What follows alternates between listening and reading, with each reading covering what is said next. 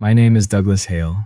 I'm 57 years old, and I built a table for a family that never set a place for me at it. The retirement party at Maplewood High was on a Friday afternoon in the gymnasium. 30 years of teaching shop class, woodworking, basic wiring, how to read a blueprint, and they put out the folding tables, got a sheet cake from the grocery, and let the department secretary give a speech. She cried a little at the part about Ruth. I didn't. I had cried for Ruth in private for 4 years by then, and there wasn't much left of it. My daughter called that morning to say congratulations and that she wished she could be there. Something about a work commitment for my son-in-law, a client dinner she couldn't get out of. I told her it was fine. I had learned to say that and mostly mean it. What I had not learned was to stop checking my phone. 14 colleagues showed up. My buddy Merle brought his own coffee because he doesn't trust institutional coffee, which I respect. There was a slideshow somebody put together with pictures from back when I was maybe 35 and had more hair. The assistant principal said some things. I ate cake. I drove home at 5:30 to a house that had been quiet for 4 years and was going to be quiet for the rest of them. I was not bitter about the retirement party. I want to be clear about that. When you work 30 years in a public school, you know what a send-off looks like, and you don't expect more than they can give. What I hadn't expected was nothing from the people who could have given something. I heard about the photograph 3 weeks later. My next-door neighbor, a retired mail carrier named Hector, mentioned it the way people in small towns mention things, sideways, half apologetic, already braced for your reaction. He'd seen it on Facebook, tagged by one of my son-in-law's co-workers. The whole family at Donovan's Steakhouse on 5th, the night of my retirement party. My daughter in the red dress she saves for occasions. My grandkids dressed up. My grandson Finn with his hair actually combed. My son-in-law's parents at the head of the table. My son-in-law standing behind his father's chair with his hand on the old man's shoulder, beaming because they were celebrating his new commercial real estate license. The caption said, "Proud of this man, can't wait to see what's next." I stood in my driveway with Hector still talking, and I did the math on the timing. The client dinner that couldn't be moved. My daughter had been 40 minutes away, in a restaurant I couldn't afford on a teacher's pension, while I ate sheet cake at a folding table. I didn't call her that night. I didn't call her for 2 days. When you've spent 30 years teaching teenagers to measure twice before you cut, you don't make decisions at the hardware store. What I did that night was sit at the kitchen table, Ruth's table, the round oak one she found at an estate sale, and I opened the folder I keep in the filing cabinet under the printer. I call it the family folder. It isn't a dramatic name. It's just what I call it. Inside are the records. The $950 a month I wire on the 1st of every month to the account, linked to my daughter's interior design studio on Birchwood Lane. I started that when she opened the place 2.5 years ago. She cried when she signed the lease and said she didn't know if she could make it work, and I told her not to worry about the rent for now. She never asked again, and I never stopped sending it. The $750 a month into a $529 college savings account I opened for my grandkids. Finn is 9. His sister Poppy is 6. The account has my name as custodian. I opened it the month after Ruth died because Ruth had wanted it, and I didn't know what else to do with wanting something I couldn't fix. The $18,000 I transferred in 2 installments when they did the kitchen remodel 2 years ago. My son-in-law said they'd gotten a quote and were short, and I said I'd cover it, and he said great, and that was the whole conversation. The car insurance. My son-in-law is on my policy as an additional driver. His credit was poor when they got married and my rate was better. That was 3 years ago. Nobody ever brought it up again. I sat with the folder open for a long time. Then I got a piece of paper, actual paper the way I do things, and I wrote down the numbers. 2.5 years of studio rent, $28,500. 3 years of the $529, $27,000. The kitchen remodel, $18,000. Car insurance savings, roughly $7,200. The total was $8,700. I had pushed my own retirement back 18 months because the numbers hadn't lined up. I'd told myself it was the economy. I hadn't said the other thing out loud until that night. I said it there at Ruth's table, to nobody in particular. I put the paper in my shirt pocket. I didn't do anything else that night. The thing that finished it for me happened 4 days later when I drove over to drop off a birthday gift for Poppy. I had spent an afternoon picking it out, a beginner's watercolor set. the kind with thick paper and real brushes, because she'd told me at Christmas she wanted to learn to paint. I wrapped it myself. I am not good at wrapping. I watched a video. My son-in-law answered the door with a phone against his ear and waved me in without making eye contact. My daughter called from upstairs that she'd be down in a minute. Finn was in the living room with a friend from school, a boy I hadn't met. Finn looked up when I walked in. "Hey," he said, "this is Douglas. He's my mom's dad." The other boy said hi. Finn had already turned back to whatever was on the screen. I stood there for a moment with the wrapped gift in my hands. Not my grandfather, not Grandpa Doug, which he'd called me for years. Douglas, my mom's dad, like a neighbor, like someone you describe to a stranger with no particular feeling attached. I put the gift on the side table. I stayed 23 minutes. I told Poppy happy birthday. I drank a glass of water in the kitchen while my daughter talked about a difficult client. I listened. I drove home. That night I called Ruth's sister Roberta. She lives 40 minutes out, past the county line, in a farmhouse with a porch that has needed repainting for 15 years and never gets it. I avoid calling Roberta when I can because she says the thing. Whatever the thing is, she will say it, and then you have to live in a world where it's been said. But Ruth loved her for exactly that reason, and after 4 years I was starting to understand why. She poured decaf and didn't say anything for a long time, while I told her about the retirement party, the photograph, the folder, and Finn. Then she said, "He's been told." I looked at her. "Children don't just stop saying grandpa on their own, Douglas. Someone taught him that." I started to say she was assuming. She gave me the look Ruth used to give me when I was being careful about something that didn't deserve the care. So I stopped. "If they were done with you," she said, "why were they still cashing your deposits?" "Merle does my finances. He worked 30 years at an accounting firm before he retired. Now he does books for about a dozen people in exchange for being left alone and occasionally fed. He came over on a Wednesday with his reading glasses and a legal pad, and I spread the folder on the table. He didn't say anything for a while. He totaled the columns twice, the way careful people do. "Do you know what this is, over 3 years?" he asked. I told him I had a rough idea. He wrote the number and pushed the paper across the table. Then he set his pen down. "Doug. He almost never calls me Doug. Your retirement savings are 4 years behind where they should be." "I know," I told him. "You pushed back your date twice." "I know." He looked at the numbers one more time, and then put his reading glasses in his pocket and looked at me. He didn't say anything else. He didn't have to. I gave my daughter 2 days. I wanted to give myself that time too. Time to be wrong. Time to find the explanation that made sense. The one where the client dinner had been real. And nobody told me about the photograph, and Finn had just picked up some phrase from school the way kids do. I sat with that possibility for 48 hours, and I couldn't make it fit. On Thursday evening I called her. She answered on the second ring. I could hear noise in the background, a dishwasher running, the house moving around her. I asked about the retirement party. There was a pause that had a lot in it. "Dad, I'm really sorry about that.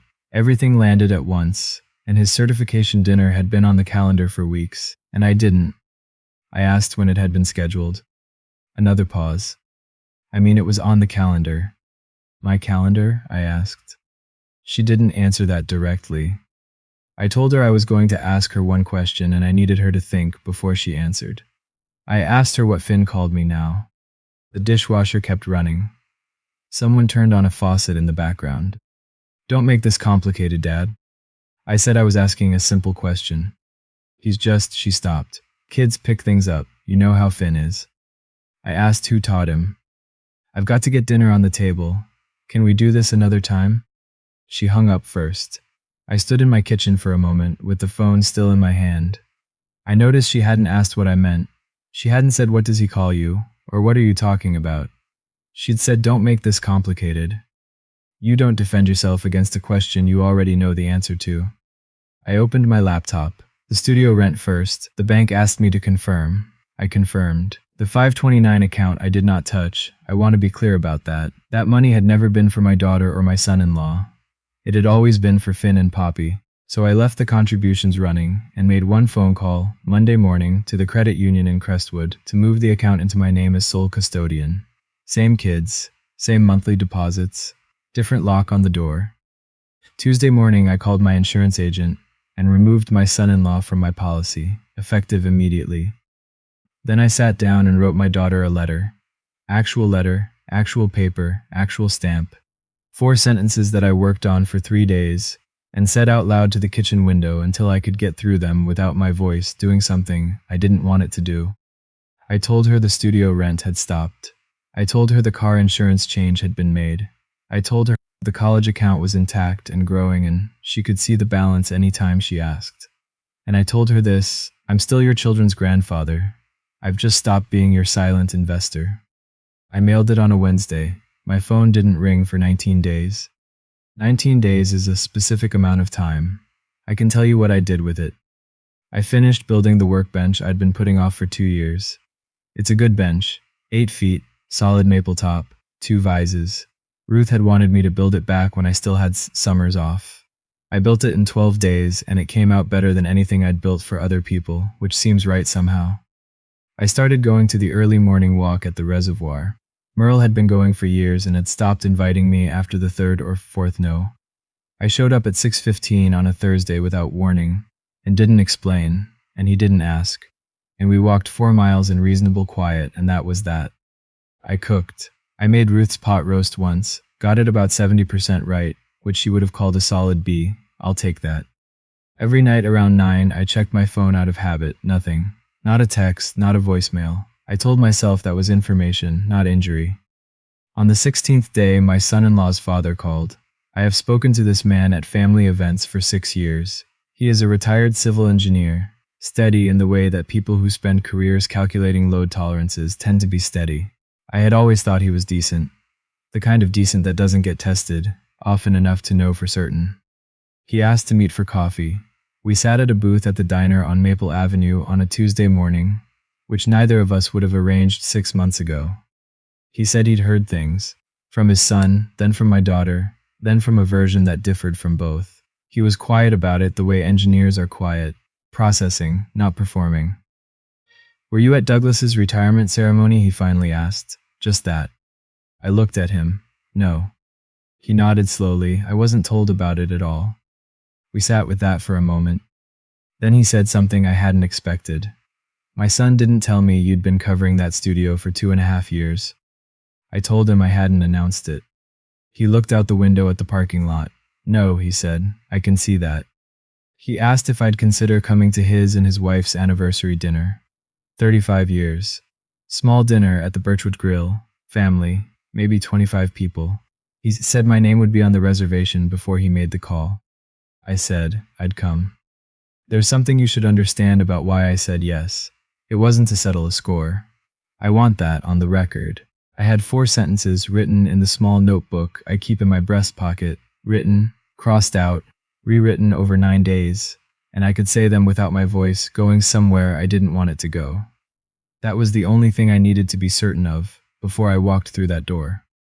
My daughter called the night before the dinner. I think he had told her I was coming. She asked quietly if I was going to make it about money. I told her I wasn't planning to make it about money. She was quiet on the line. I told her I'd see her tomorrow. The Birchwood Grill smells like cedar and old carpet, and whatever they use on the woodwork that I've never been able to identify, but always associate with occasions. 26 people at a long table under pendant lights. He walked across the room when I came through the door. Handshake. Held just a beat longer than handshakes need to be, and walked me to a seat near the center. My daughter was 2 seats down. She looked at her water glass when I sat. My son-in-law was at the far end with 2 men I didn't recognize, both in sport coats, the kind of men who show up on local Chamber of Commerce websites. He saw me when I sat. He kept his face very still. His mother gave a toast. She is good at this, the kind of good that comes from genuinely meaning what she says. She talked about 35 years and what the word family had come to mean, and she said some things about generosity that I could feel were pointed in a general direction. She said it warmly, because she is a warm person, and so it landed soft. Then my son-in-law stood up with his wine glass. He is not a stupid man. I want to say that fairly. He knew something was happening, and he moved to get in front of it. He talked about what his parents had built, what they'd modeled, what family really means. He said that real family shows up in person. Not with a checkbook, but with their presence. He smiled when he said it. Some people laughed. It was a clean line. I'll give him that. I counted to 4. Then I folded my napkin, set it beside my plate, and stood up. I looked down the table. May I borrow a minute? He said, please. He didn't look at his son when he said it. I didn't take the notebook out. I'd read it enough times. My name is Douglas Hale. I said it steady. I'm Finn and Poppy's grandfather on their mother's side.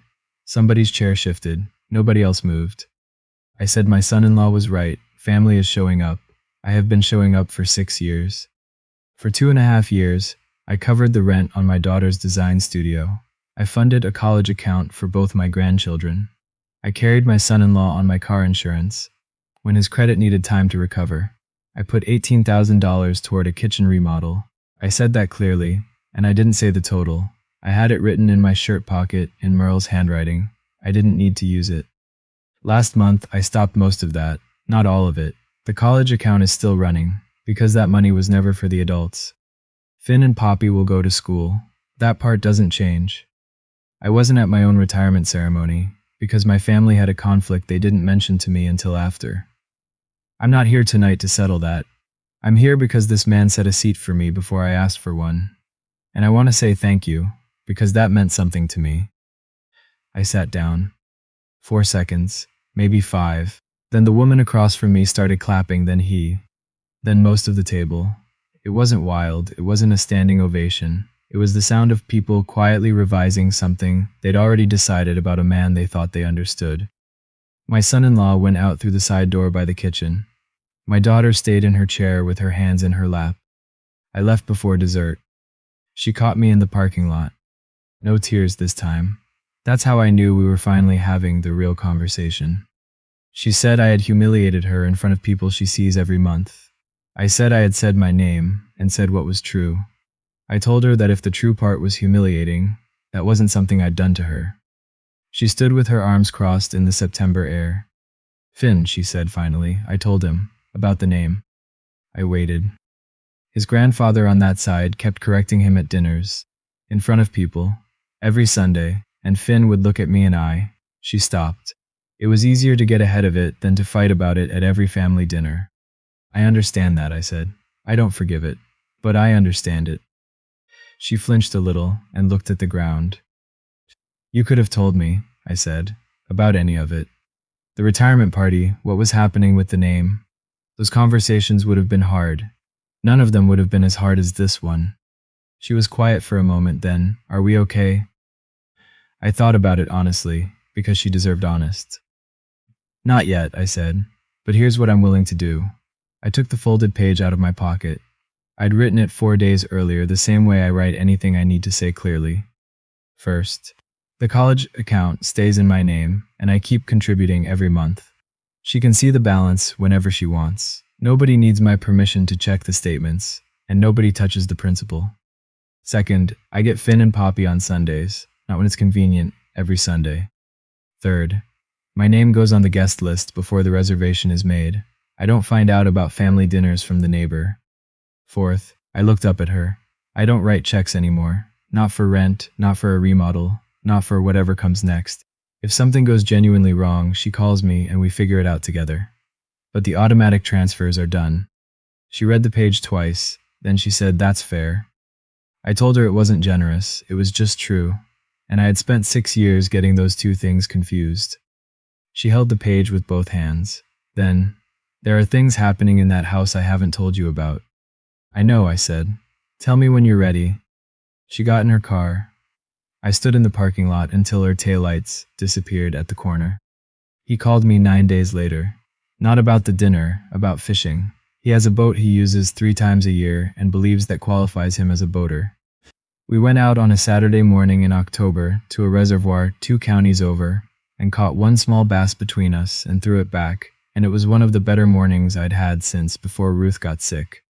He told me on the water that 2 of his son's business clients had quietly pulled back from a commercial deal they'd been building together. He didn't say why. In a county of this size, a parking lot conversation travels faster than certified mail. I want to say something, he told me, reeling in a line with nothing on it. I should have known what was happening in my own family. I didn't ask the right questions. I told him I hadn't asked enough questions either. For 6 years, I'd decided that asking was the same as complaining, and complaining was the one thing I refused to be. What I hadn't understood until my sister-in-law said it out loud was that silence doesn't read as dignity. It reads as permission. They'd been taking my quiet as a signal that everything was fine. I had handed them that signal every month for 6 years along with the deposits. He nodded. He's a man who knows when something is settled. We went out again the first Saturday of November. Neither of us announced. It was a standing arrangement. We just both showed up. My daughter brought the kids by the garage on a Thursday in late October. She parked in the driveway, walked them to the door, and went back to sit in the car with the windows down. I understood that. Some things you can't be in the room for yet. Finn stood in the middle of my garage with his hands in his pockets, looking at the new workbench, the way the boys in my shop class used to look at something, before they decided to take it apart and see how it worked. "Is that maple?" he asked. "It is. You remember how you can tell?" He came closer and looked at the grain without touching it. "It's lighter, and the lines go that way." He traced the air above the surface. "That's right." He was quiet for a second. Then Grandpa Doug? It was the first time in, I didn't know exactly how long, but I felt it the way you feel a board finally come true after you've been fighting a warp for an hour. "Yeah." "Can you teach me to use the hand plane?" I told him yes. I told him to come back Saturday, and we'd start with how to set the blade, because there's no point picking up a tool until you understand what it's actually trying to do. He said okay. He was already running his hand along the maple. Poppy had found the bin of leftover wood scraps I keep under the bench. She was arranging them into something on the floor, a house maybe, or a boat, or whatever she'd decided it was. She held up 2 pieces. "Grandpa, can I have these?" "Those are yours," I said. His wife sent me a card 2 weeks after the dinner. 3 sentences. She said she was sorry she hadn't known. She said the seat would always be there. She signed it with her first name only, no last name, which is how people sign things when they actually mean them. My daughter gave up the studio on Birchwood in December. She moved into a smaller space 2 blocks over. Just her, no employees. She pays the rent herself. In February, she called to tell me she'd made a profit for the first time, $900 for the month. She sounded like someone standing up after a long time on the ground. I told her I was proud of her, and I meant every word of it. My son-in-law is still in the house. I don't ask about that. There are doors you let people open on their own schedule. The following June, not this past one, the one after, I was in the garage on a Sunday morning, doing what I do on Sunday mornings now, which is not much of anything urgent, when my phone rang. Video call. Finn's face too close to the camera, one eye enormous, the room behind him tilting. "Grandpa Doug, are you coming? We're waiting on you." I could hear Poppy in the background demanding something, and Roberta's voice and my daughter saying, "Hold on, hold on." They were 10 minutes away. I'd known about the dinner for 2 weeks, and still managed to be standing in my garage in a shop apron when the call came in. I was there in 8 minutes. 6 of us at my daughter's dining room table. Her, Finn, Poppy, Roberta, and him. Invited separately on his own merits, which is the right way, and me. There was something on my plate when I sat down. A piece of cardboard about the size of a postcard, rough cut with safety scissors, decorated in maybe 14 different colors. Grandpa Dog in large uneven letters. Poppy. Finn told me she'd been working on it all morning, which meant he'd known about it all morning and said nothing, which meant he was in on it, which meant my daughter had planned it. Nobody took a picture of the table. At some point my daughter reached for her phone and then set it face down on the sideboard and said, "Let's just eat." I sat at the end of the table nearest the kitchen door. It is where Ruth used to sit. From there you can get up to refill without glass and asking anyone to move their chair. I had watched her do it for 31 years from the seat across from her. The end by the kitchen is not the head of the table. It is not the center. It is the seat from which you can keep an eye on everyone, without making it obvious that you're watching. There was a card on it, with my name written on it. That's what I want to leave you with, because I've had a year now to understand what the difference was between that table and the one in the photograph. It isn't the restaurant or the occasion or how many people are there. It's that somebody counted before they called the reservation. And when they counted, my name was in the number. I spent 6 years being invisible by choice, deciding that quiet generosity was its own reward, that asking for nothing was a form of dignity. It isn't. Silence reads as consent. I know that now. My silence had told them they could rearrange me however was convenient. I had handed them that permission every single month along with the deposits, and I had never once said, "This is where I stand, and this is the seat I need you to save for me." But here is the other thing I know. You are allowed to stop moving yourself out of the way. You are allowed to stop clearing a table that nobody ever saved you a chair at. And if you find yourself sitting in a parking lot on a Sunday night, wondering whether you went too far, I'll tell you what I told myself. Doing the right thing did not feel good. It just felt done. Before you go, one honest question. If you were in my position, would you have stopped all four? Or would you have done it my way, kept the one that was always for the kids? Type A if you'd have pulled everything. Type B if you'd have done it my way. I read every comment, including the ones that say I was wrong. And if any part of this sat with you, there are a few more stories in the description from people who finally stopped holding up a table that was never going to save them a seat. Thank you for staying with me all the way to the end.